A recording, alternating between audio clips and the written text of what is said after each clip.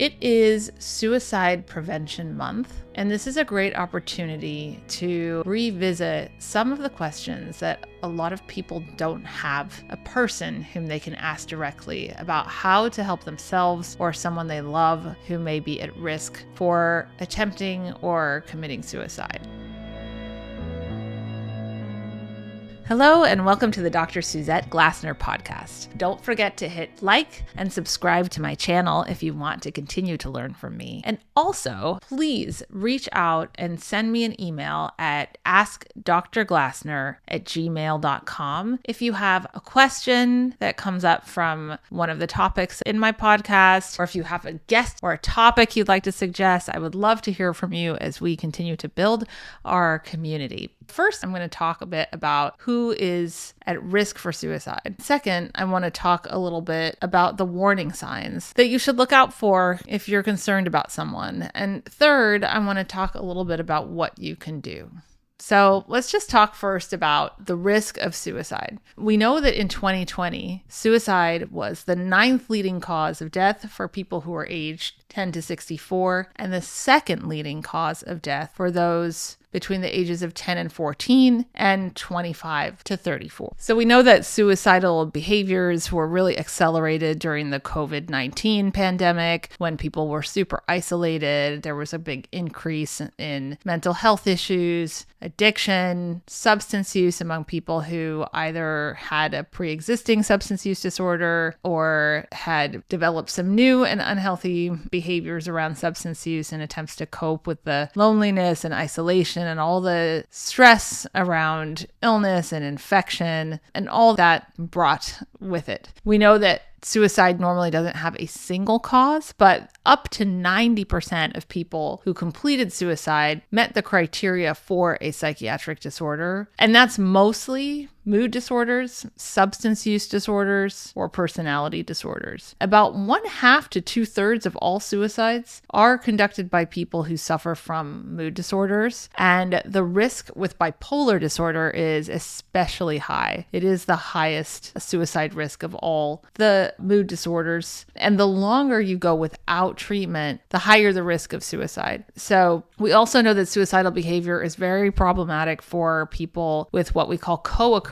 disorders, or two psychological disorders that are occurring together. It could be two or more. And so that typically includes both a mental health issue and a substance use issue. And intuitively, you can see why that would become what we call disinhibited or a little bit more impulsive and do things they wouldn't ordinarily when they're under the influence of alcohol or other substances. And that includes self-harm behaviors. So we know that alcohol use is associated with 94% increase in the risk of death by suicide, according to studies. And then studies show that cannabis use carries a risk of death that is nearly 10 times greater for those who have an addiction to cannabis relative to those in the general population. And that risk is most pronounced in people between the ages of 25 and 44.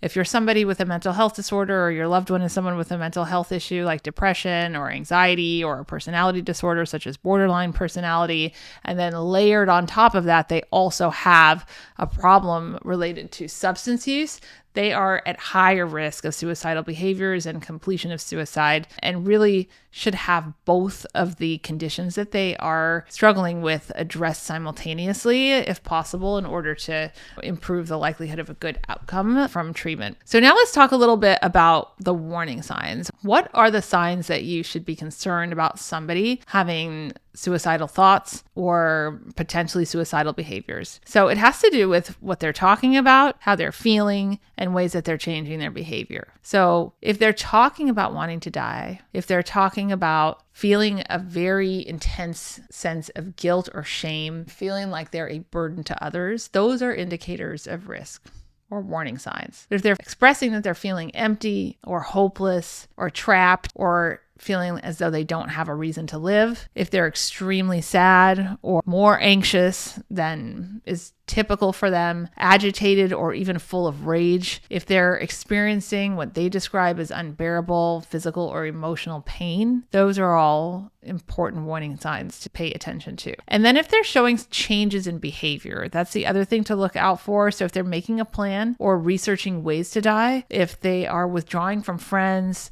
giving things away, seemingly saying goodbye, or making a will, if they're taking dangerous risks, such as driving extremely fast, showing extreme mood swings, eating or sleeping more or less, using drugs or alcohol more often. I know that a lot of these things may be difficult to link to suicidal thoughts or behaviors when someone's not directly expressing them, but just think about these types of behaviors in combination with the feelings of the things that they're talking about. And also know that if your gut is telling you to be concerned, don't wait for more symptoms or problems to unfold. Do something about it. First of all, if you notice these warning signs, you want to get professional help as soon as possible, particularly if the behavior is new or if it's increased recently. If the person has a therapist, a psychiatrist, or even a general care physician or a GP in their life, I would reach out to that person or help them to reach out to that person. In the more immediate, you could help them call a crisis line. There are free resources for everyone. 988 is a great one. You can call or text 988, and that will give you access to a very caring and well-trained individual who can help talk you through 24/7 a crisis or feelings of wanting to die, helping be there, support you, and or direct you to other resources that you might need. Intensive or a different form of assistance is needed. They can help make that determination and get you or your loved one to the right place. In general,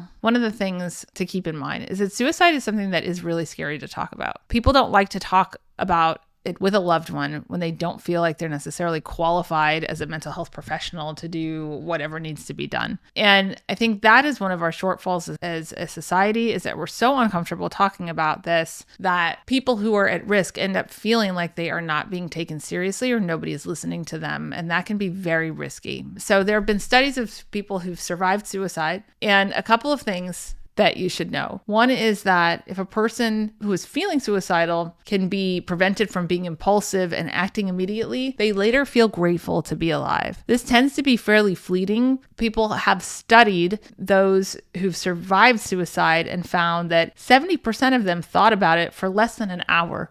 24% said that the idea occurred to them less than 5 minutes before they did it. So the people who study it, research it, really plan it out are in the minority. That's about 13%. But the people who make attempts by and large and survive them by and large are not thinking about it for very long. So in that short window of time, if there was someone there who could have talked to them, been supportive of them, listened to them, directed them to some resources and gotten them some mental health assistance, that would have been very helpful. And if you feel underqualified for this, there is something called mental health first aid. And it is a training program that's open to anyone for how you talk to people with mental health concerns in a way that is helpful. We also know from research studies that asking survivors what could have helped them prevent their attempts, one of the number one things that emerges from these studies is that people felt that their suicidal thoughts were not taken seriously enough. So the real critical needs that have been identified in these studies are the importance of restricting access to means of attempting suicide. So if you are close to somebody who's having these types of thoughts, anything you can do to restrict their access to weapons they can use or pills they could overdose on. Maybe they need someone to manage their medication and dispense it to them for a period of time while they're going through something. Giving greater consideration to actions they might be taking in preparation for suicide, and just really fostering open dialogues about suicide. As weird as that sounds and as difficult as that sounds, what people thought in these research studies when they were asked would have helped them would have been really a more direct approach where people would directly ask them about their suicidal thoughts, questioning their state of mind, acknowledging their distress and despair, really providing a safe space for them to have discussions about their feelings and thoughts related to their desire to die. Those things all would have been helpful. And I think one of the things that people often fear, especially when it comes to younger people, is that they're going to plant the seed and the idea of suicide in somebody's head if they start talking about it. There have been studies on that as well, and that has not borne out to be true. That talking about suicide has not been shown to increase the risk of suicide for people who are already at risk. It actually reduces the risk of them acting on some of those thoughts because it gives them a place to air some of those feelings and feel heard and understood. And that in and of itself can help them restore their stability and their mental health in such a way that it can actually help them resolve some of those thoughts and those urges. Many of the participants in research studies on suicide survivorship reported that the consequences of their death for their family, especially nephews and nieces, really acted as a protective factor for them, protecting them from making an attempt. They also reported they had thoughts about not being able to see their nieces and nephews growing up or their loved ones growing up, the difficulty for the bereaved to explain the reason for their death, and the feeling of not having shown up as a role model for those people in their life. And the presence and need to care for a pet also was a protective factor against making a suicide attempt.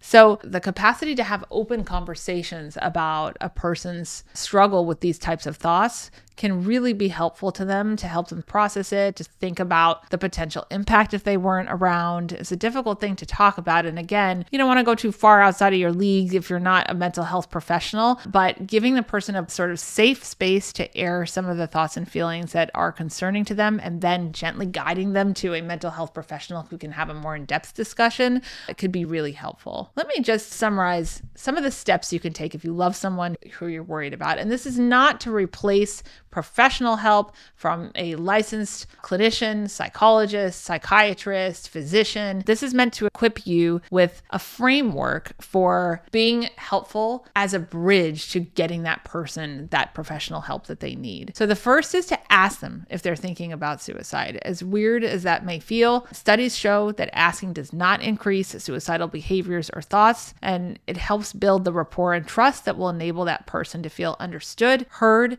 and maybe more open to getting help. Second, just be there. You don't have to respond to anything that they're saying with sage advice. It's more about being there and listening in a non-judgmental way. And studies show that acknowledging and talking about suicide can help reduce suicidal thoughts. The third is to help keep them safe to the extent that you're able to. So ask them if they have a plan and restrict access to means to the extent that you're able to do that. And you probably want to do this with the help and support of a mental health professional for yourself if this is something that you're doing for your family member, just because this can feel like a very heavy weight and can feel very scary. Help them connect with resources. So I keep bringing up this topic, but you don't really want to take this on your own on behalf of your loved one without professional help. If they don't have a professional in their life or immediately available, lean on resources like the 988 hotline and other resources in the links that I will put in the description of this episode.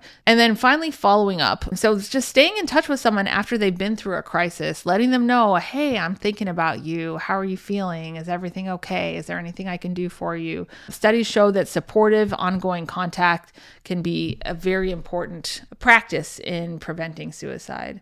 And then finally, just thinking about some of the protective factors for suicide. Good social support is a protective factor. So just being there for somebody, to listen to them, to support them, to guide them to support resources that are professional in nature, helping them find a therapist, somebody who can support them, that is also going to reduce the risk of self-harm. Family cohesion and involvement, especially for young people, is a buffer that protects against suicide. Involvement in school activities for young people also is really good for mental health. Helping people to learn problem solving skills and the ability to consider different options of ways to solve problems. So we know that one of the things that increases the risk of suicide is acutely stressful situations happening in life. So if you already have vulnerability based on your mental health or substance use, and then something happens, like you lose someone or you go through a relationship transition, a divorce, lose a job, all kinds of life stressors can make somebody at greater risk for these types of thoughts and behaviors.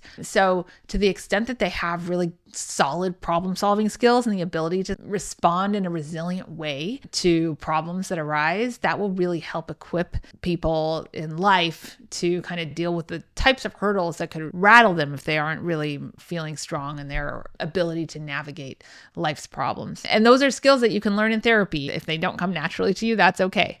Having a lot of reasons to live. So generally having sort of a list of things that you have to live for, things that you have to be hopeful about, times in your life that have been great, and connecting to those times with a desire to recreate some of that happiness. Those can all be protective factors. Cultural and religious beliefs that provide meaning and discourage suicide. So I hope that you've learned some valuable tools from this discussion. And remember, you're not on your own. You are not alone with this, whether it's you having these types of thoughts or somebody you love or care about. There are a lot of resources that help people who are struggling with these types of thoughts, as they have become increasingly prevalent in our society, especially post-COVID-19. And with Suicide Prevention Month here, this is really a time to reflect and think about what we can do to keep one another safe. So thank you for tuning in, and I look forward to seeing you next time.